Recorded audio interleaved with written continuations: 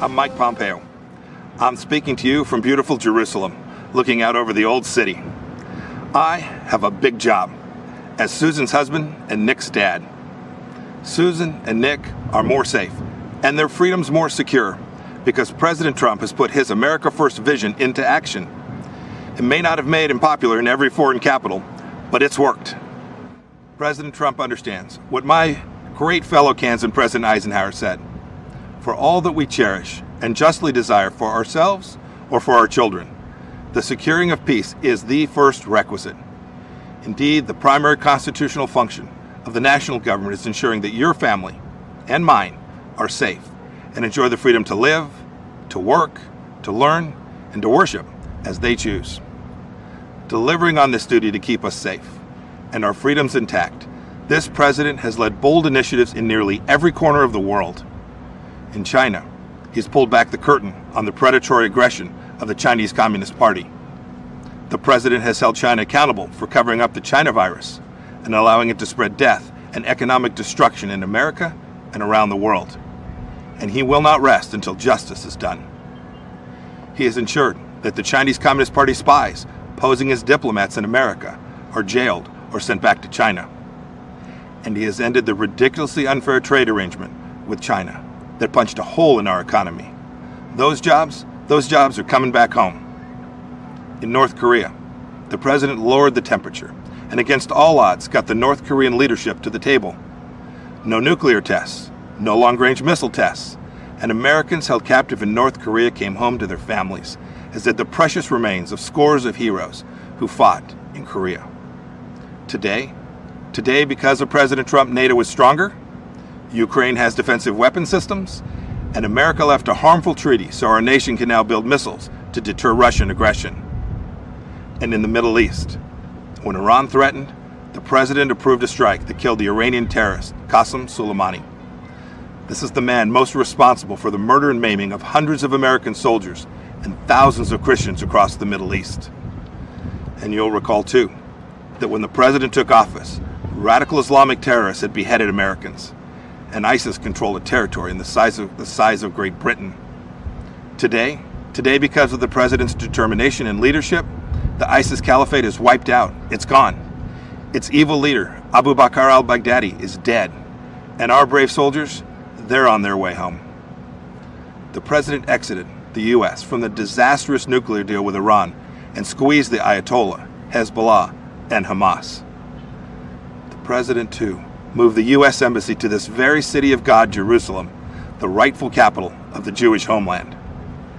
And just 2 weeks ago, the president brokered a historic peace deal between Israel and the United Arab Emirates. This is a deal that our grandchildren will read about in their history books. You know, as a soldier, I saw firsthand people desperate to flee to freedom. The way each of us can best ensure our freedoms is by electing leaders who don't just talk, but who deliver. An American hostage, imprisoned in Turkey for 2 years, Pastor Andrew Brunson, said upon his release that he survived his ordeal with these words of Scripture: "Be faithful, endure, and finish well. If we stay the course, we will." May God richly bless you, and may God bless our great nation, the United States of America. Hey, NBC News viewers, thanks for checking out our YouTube channel. Subscribe by clicking on that button down here, and click on any of the videos over here to watch the latest interviews, show highlights, and digital exclusives. Thanks for watching. Secretary of State Mike Pompeo's decision to speak at the Republican National Convention tonight is now under investigation by a House panel. In a letter sent to the Deputy Secretary of State, Democratic Congressman Joaquin Castro said Pompeo's speech may be illegal. The State Department has defended the Secretary of State's decision.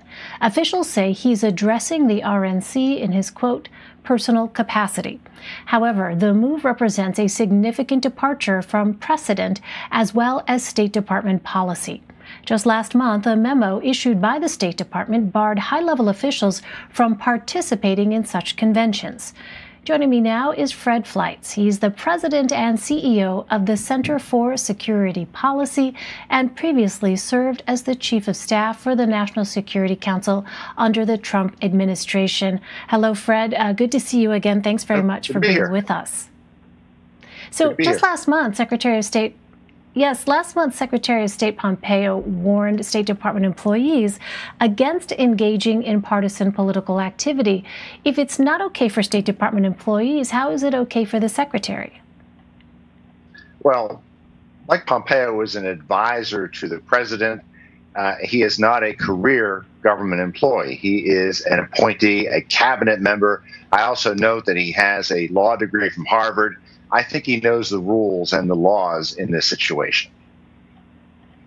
But does it seem to be a contradiction, though, if it may be, permissible, and yet you have employees who are told not to engage in this partisan political activity? I hear what you're saying about, him being appointed by the president. However, can you see how that might look like a contradiction to some people? If you're a career officer at the State Department, you're supposed to loyally serve Republican and Democratic presidents, whoever is in the White House. Pompeo is only at the State Department to serve President Trump. It's not the same thing. It's not the same thing. Okay. All right. Well, let me turn to another topic here. So the Times of Israel reported that he's delivering his remarks from a, quote, undisclosed location in Jerusalem, where he met Monday with Prime Minister Benjamin Netanyahu. Tell us what's significant about this location. Well, it's very significant that Secretary Pompeo is speaking from Israel because of the tremendous gains that President Trump has made in our relationship with Israel and with Arab states. President Trump has repaired the damage done to our relationship with Israel by President Obama. He moved the U.S. Embassy to Jerusalem. He recognized Israeli sovereignty over the Golan Heights. And he has established trust, not just with the Israelis, but with Arab states, which led to this recent landmark deal between the United Arab Emirates and Israel, which could mean that there could be a long list of other states who are making peace with Israel and working with the U.S. and Israel to recognize that Israel is not the enemy in the Middle East. The enemy is Iran.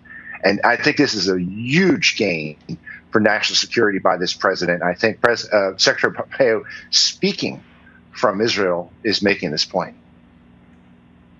The president has approached foreign diplomacy differently than his predecessors. What would you say are the governing principles of President Trump's foreign policy? It's been a successful foreign policy based on the president's philosophy of America first, which has rejected the old approach by deferring to the UN and European elitists in the foreign policy establishment and putting the American citizen, specifically the American worker, first. He's tried to keep America out of unnecessary wars, but still be strong, to stand up to Iran, to stand up to China, to confront China for fair trade deals, and to stop China from taking advantage of its entry into the international economic system. It's been fantastically successful, and this is something that we're going to hear a lot about tonight, and how this policy will be expanded into a second Trump term. Why is the Trump administration eyeing new sanctions on Syria? Well, as the situation in Syria has improved for President Assad, he is trying to build new relationships with states throughout the region. And this is something that the Trump administration wants to discourage. We want to keep Assad isolated. The president's not going to invade or start bombing Syria to drive Assad out. But we're not going to stand for a nation guilty of such severe human rights violations, a nation that is an ally of Russia. We're going to keep the pressure up on Syria. What is the next step for the administration to build upon the recent deal between the UAE and Israel?